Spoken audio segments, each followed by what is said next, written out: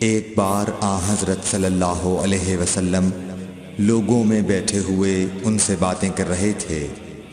اتنے میں ایک دیہاتی آپ کے پاس آیا اور پوچھنے لگا کہ قیامت کب آئے گی۔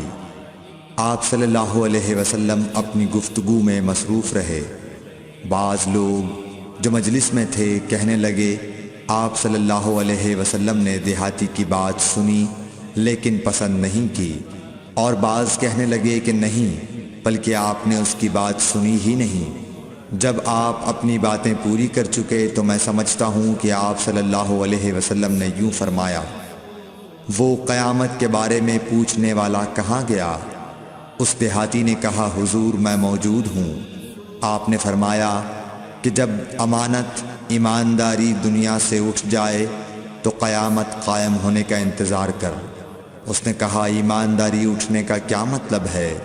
آپ صلی اللہ علیہ وسلم نے فرمایا کہ جب حکومت کے کاروبار نالائق لوگوں کو سونپ دیے جائیں تو قیامت کا انتظار کر۔